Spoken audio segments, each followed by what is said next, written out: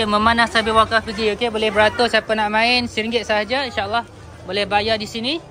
Terima kasih. Okey, boleh beratur. Sana kosong boleh ambil. Insya-Allah kita ambil.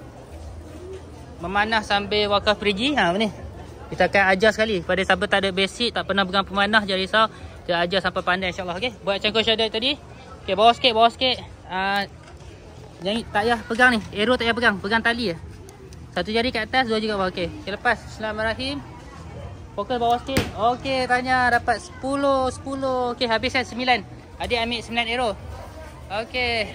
Lagi satu arrow kan? Okey, 3 kali. InsyaAllah setiap panahan ada wakaf perigi.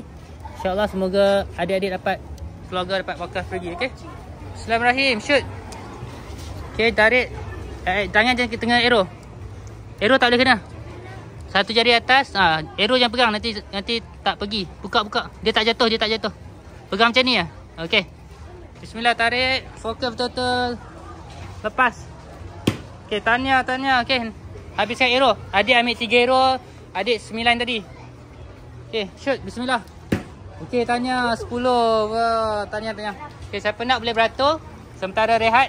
Nanti ketua fesi panggil terus masuk lah. Okey, boleh? Okey. Ambil yang. Terima kasih. Semoga dapat pahala wakaf pergi. Boleh beratur terus. Okey, boleh shoot macam mana adik-adik yang lain shoot. Okey, boleh ambil yang ni. Okey. Okey, ambil.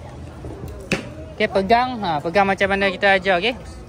Okey, fokus. Okey, masuk. Bismillahirrahmanirrahim. Okey, dah habis boleh pusing belakang. Terima kasih. Pusing belah sana. Okey, siapa yang nak main boleh. Hanya RM1 sambil dapat pahala wakaf pergi. Okey, fokus betul-betul. Bawah sikit. Okey, lepas. Okey, tanya. Okey, habiskan 3 arrow. RM1 3 arrow. Okey, terima kasih. Okey, boleh ambil. Kosong boleh ambil terus. Terima kasih. Okey, pegang macam tu. Seorang beli 2. Boleh? Seorang 3 arrow. Terima kasih. Semua dapat pahala yang melimpah ruah insya-Allah. Okey, nantikan video live. Boleh ambil. Yang kosong boleh ambil. Nantikan video live selepas ni insya-Allah. Inilah kita menerapkan cinta masyarakat kepada masjid dengan cinta memanah insya-Allah. Okey, ambil peluang cepat-cepat.